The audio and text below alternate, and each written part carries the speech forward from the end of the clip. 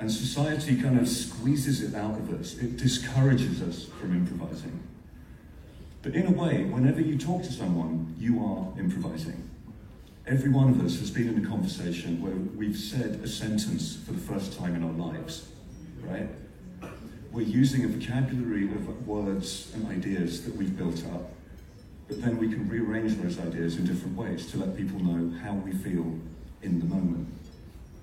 So that, I think, is what you do when you're improvising on an instrument. You say, how do I feel in the moment? And for me, I just imagine a melody in my head, and then I try to play it. And I'm getting better at that. I'm not too bad at that, because that's what I've spent my life doing. I think everybody eventually becomes the guitar player that they asked to become. If you spend your time But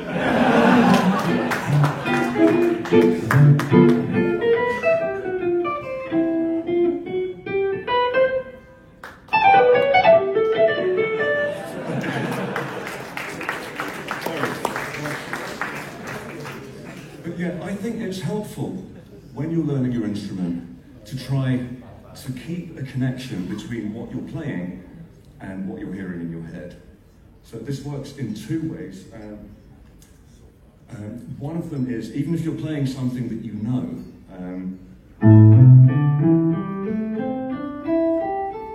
perhaps some of you recognise that song.